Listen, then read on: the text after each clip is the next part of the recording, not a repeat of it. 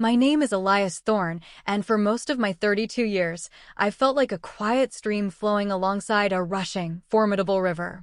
The river is my family.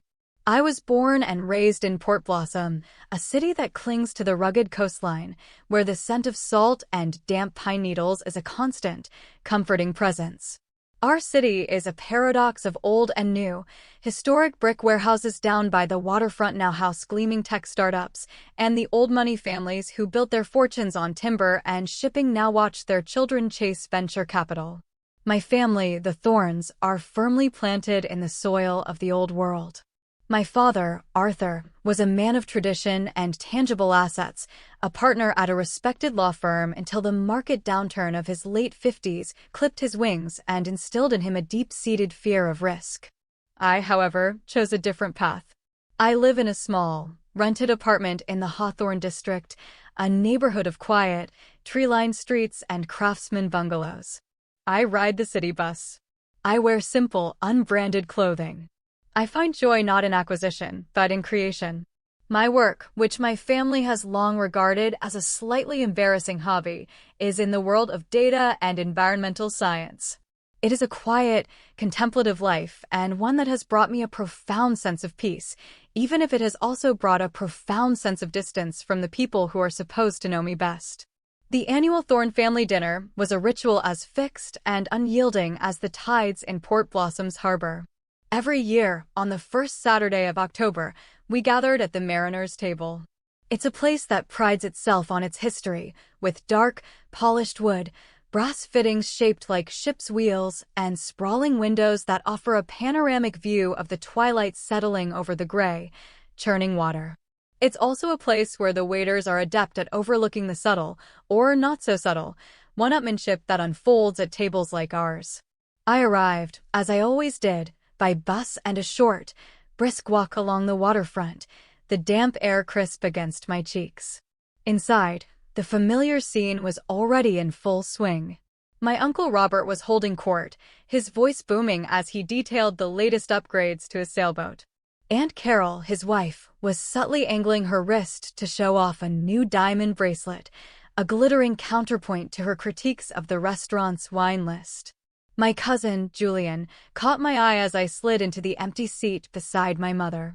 He was the family's golden boy, a rising star at a prestigious investment law firm downtown. He had my father's ambition, but lacked his underlying gentleness, his drive sharpened to a fine, cutting point. "Elias, good to see you," he said, his smile not quite reaching his eyes. "Find parking all right?" It was a well-worn jab, a casual reminder of my carless existence. The number 14 was right on time, as always, I replied softly, giving my mother, Eleanor, a quick squeeze on her arm.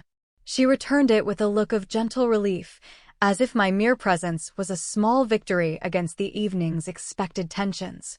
My mother is the quiet heart of our family, a woman who navigates the turbulent waters of her husband's anxieties and her children's disparate lives with a quiet, resilient grace. Her presence has always been a sanctuary for me. "It's so practical of you, dear," Aunt Carol chimed in, her gaze flicking over my simple gray wool sweater. The unspoken addendum, "for someone in your position," hung in the air between us. I just smiled and took a sip of water, letting the familiar current of conversation wash over me. Julian was recounting a recent victory in court, a complex merger he'd helped facilitate. The numbers he threw around were impressive, designed to elicit gasps and nods of approval, which they dutifully did. My father watched Julian with an expression of weary pride. It was the look he once reserved for his own accomplishments, before the financial crisis had forced him into an early, anxious retirement and replaced his confidence with a permanent furrow in his brow. He had lost a significant portion of their savings in a series of ambitious, but ill-timed investments, a failure that had reshaped his entire worldview. The experience had soured him on anything that wasn't a sure thing, and my quiet, esoteric career was the very definition of an unknown quantity. He turned his gaze to me, the warmth draining from his eyes. "And you, Elias? How is the computer project coming along?" "It's going well, Dad," I said, keeping my voice even. "We're making good progress." "Progress is good," he said, The noncommittal response a familiar shield. Julian just made junior partner. They're grooming him for the top. A clear path. That's what's important. A clear, safe path. I felt a familiar, gentle ache. It wasn't anger, but a kind of sorrow. He wasn't trying to be cruel. He was trying to protect me from the same kind of fall he had taken, unable to see that I was building my own safety net, woven from threads he couldn't recognize. Before the conversation could delve deeper into my perceived lack of a path, I shifted in my seat. I'd come straight from a late meeting at my office and had brought a small, flat package with me, not wanting to leave it unattended. It was a simple, handcrafted box made of dark, polished cherry wood, about the size of a large book. I'd placed it on the floor beside my chair, but now I lifted it onto my lap, intending to place it on the empty seat next to me to give myself more room. "What's that, dear?" my mother asked, her curiosity piqued by the object's simple elegance. "Just something I picked up," I said, setting it down. I didn't want to leave it in the office overnight. Julian glanced at it, a flicker of amusement in his eyes. "Another one of your flea market finds, Elias? You could probably build a new table out of all the old wood you collect." A soft chuckle went around the table. I didn't mind. The box, to an uninitiated eye, was just a box. Beautifully made, yes, but unassuming. It had no brand, no logo, no obvious signifier of value. It was quiet, just like me. But my father was staring at it. Not with amusement, but with a focused intensity. He leaned forward, his eyes narrowed. "That wood," he said, his voice low. "That's old-growth cherry. And the joinery. Those are dovetails, hand-cut. Flawlessly." Before his financial downturn, my father had been more than a lawyer. He was a passionate amateur botanist and a connoisseur of fine craftsmanship. He had filled our home with books on rare woods and antique furniture. He could identify a tree by its bark from 50 paces and could speak at length about the art of Japanese woodworking. It was a part of him that had gone dormant after his financial losses, buried under a layer of fear and regret. "Can I see it?" he asked, a spark of the old, curious Arthur flashing in his eyes. I nodded, sliding the box across the polished table. The conversations around us lulled as my father ran his fingertips along the smooth, rich surface. He was no longer at a noisy family dinner. He was somewhere else entirely, in a world of grain and texture and history. He handled it with a reverence that silenced the room. "Where did you get this, son?" he asked, his voice hushed. "At an auction," I said simply. Julian scoffed lightly. "And estate sale? Did it come with a set of rusty garden gnomes?" Ignoring him, my father carefully unlatched the small, brass clasp. He lifted the lid. The low light of the restaurant fell upon the contents, and he froze. A sharp, audible intake of breath was the only sound he made. His face, already etched with worry lines, seemed to pale, and his hands, which were resting on the box, began to tremble. "Dad? Are you all right?" my mother asked, placing a hand on his arm. He didn't answer. He simply stared into the box, his expression a maelstrom of shock, disbelief, and something else I couldn't quite name, a kind of ghost of a long-lost joy. The rest of the family leaned in, their curiosity now fully engaged. Inside the box, nestled in dark velvet lining, lay a series of flat, intricately etched copper plates. To most of them, they were just tarnished pieces of metal, covered in fine lines and delicate shapes. "What is it, Arthur?" Uncle Robert asked, squinting. "Some kind of old printing press parts?" My father finally looked up, his eyes meeting mine across the table. They were wide and glistening with an unshed emotion. "It can't be," he whispered, his voice thick. This is the Finch collection." The name meant nothing to anyone else at the table. They exchanged confused glances. "The what collection?" Julian asked, a hint of impatience in his tone. My father took a slow, steadying breath. He looked not at his son, the junior partner, but at me, the quiet one with the computer project. "Alastair Finch," my father began, his voice regaining some of its old, professorial tone, the one he used when he spoke of things he loved. "He was a botanist and artist who lived here in the Pacific Northwest in the late 1800s. He was our Audubon, but for flora. He dedicated his life to documenting the region's native and endangered plants. He created hundreds of copperplate etchings, illustrations of such incredible detail and artistry. They were considered masterpieces. He paused, gently touching the edge of one of the plates with his index finger. But he was reclusive. After his death, his workshop burned down. The plates, the source of all his work, were believed to have been lost forever. Only a handful of original prints survive. They're legendary among botanists and art collectors. Julian, ever the pragmatist, pulled out his sleek smartphone. His thumbs flew across the screen. The table was silent, save for the distant clatter of cutlery from other diners and the sound of Julian's tapping. We all watched his face. His confident smirk slowly dissolved, replaced by a look of slack-jawed astonishment. He looked up from his phone, then down at the box, then back at his phone, as if he couldn't reconcile the two realities. I don't understand, he stammered. Alastair Finch. The Lost Florilegium of the Pacific. There was an auction. At Sotheby's. 3 months ago. He looked directly at me, his eyes wide with a confusion that was rapidly morphing into awe. It says here a set of 72 recently discovered and authenticated Finch plates were sold to a private, anonymous collector, he read, his voice barely a whisper. He swallowed hard before continuing. The final price was $750,000. The number fell into the silence of the room like a stone into a deep well. The only sound was the gentle lapping of waves against the pilings beneath the restaurant. Aunt Carol's hand, the one with the diamond bracelet, froze halfway to her wine glass. Uncle Robert's boasts about his sailboat seemed to evaporate into the air. For a long moment, no one spoke. The entire social dynamic of our family, a structure built on a clear hierarchy of wealth and conventional success, had just been fractured by a box of old copper plates on a restaurant table. My mother was the first to find her voice. Elias, she said, her tone a delicate mix of wonder and worry. 750,000, but how? Your apartment, the bus. Her voice trailed off, unable to form the question that was on everyone's mind. I took a slow sip of my tea, the warmth of the ceramic cup a grounding presence in my hands. I looked at the stunned faces around me, at Julian's shattered composure, at Aunt Carol's calculated reassessment of her nephew, at my father's trembling hands and shining eyes. There was a part of me, a small, human part, that savored the moment, but it was quickly overshadowed by a deeper, more complex emotion.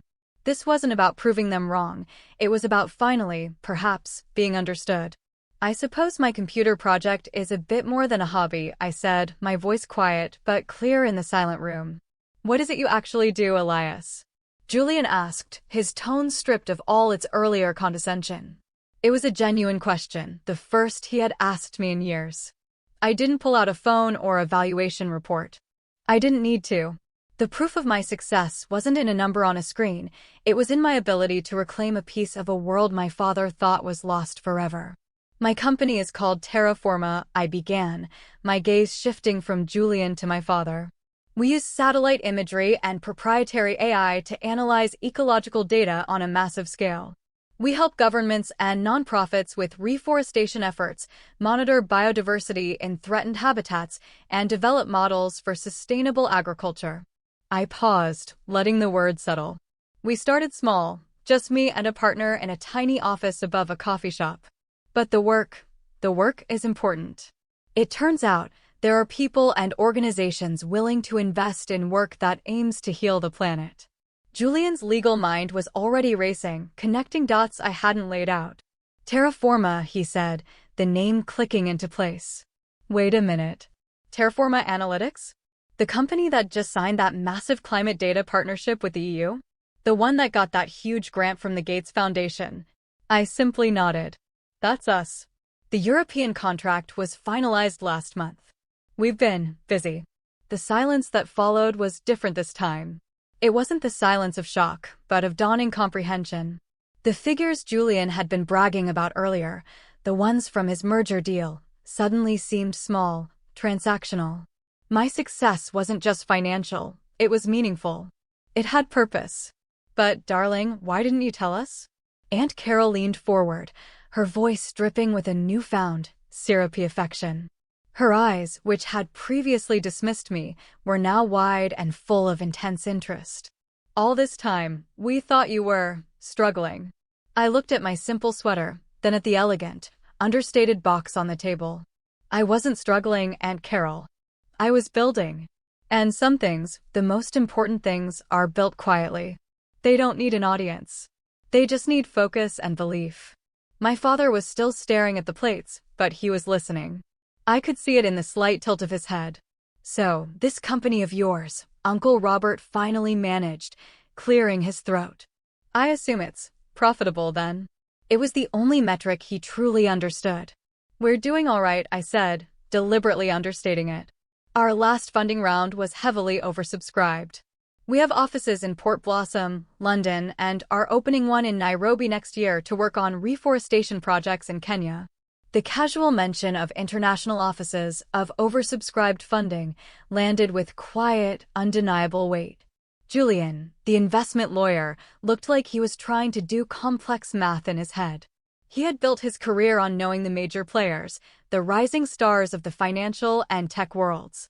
And one of them had been sitting across from him at family dinners for years, patiently enduring his condescending advice. So, the bus, my mother said softly, a small, bewildered smile playing on her lips. You don't take it because you have to? I smiled back at her, a genuine, warm smile. I take it because my office is downtown and parking is a nightmare. And because my morning commute is the only time I have to read for pleasure. I get through a book a week on the number 14. It was such a simple, mundane explanation, yet in the context of the evening's revelations, it seemed to carry a profound weight. It was a choice, not a constraint. My entire life, which they had viewed as a series of limitations, was in fact a series of deliberate choices, made to preserve the quiet and focus I needed to build something vast and complex. The rest of the dinner unfolded in a haze of surreal civility. The food arrived and we ate, but the atmosphere had been irrevocably altered. The usual currents of conversation had been dammed.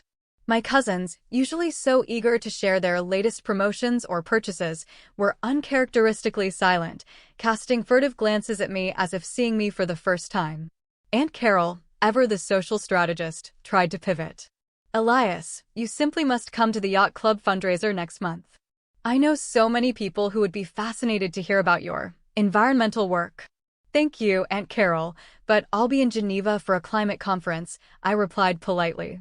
I'm giving a keynote address. The casual way I said it, as if discussing a trip to the grocery store, seemed to stun them more than the price of the copper plates. Julian, attempting to reclaim some of his lost authority, cleared his throat. Well, on the investment side, if you ever decide to do another round, our firm has a significant portfolio in green tech. We could. I appreciate that, Julian, I interrupted gently, establishing a boundary I had never needed before. But we're not looking for private equity. Our funding comes from foundations and partners who are aligned with our core mission, not just the bottom line. I wasn't trying to be dismissive, but it was the truth. My company's value wasn't just in its balance sheet, it was in its integrity. And I had learned, through long years of quiet observation, to be fiercely protective of the things I built. The most profound change, however, was in my father. He barely touched his food. His attention remained fixed on the open box, his hand resting near it as if to assure himself it was real. He was quiet, but his silence was different now. It wasn't the silence of disappointment, but of deep, churning thought. He was reevaluating everything he thought he knew about his son, and perhaps, about himself. He looked up at me, his eyes filled with a question that went deeper than money or success. Alistair Finch, he said, his voice raspy with emotion. When I was a boy, my own father took me to the State Museum. They had one of his prints on display, a cascade lily. It was the most beautiful, precise thing I had ever seen. It's what made me want to study botany.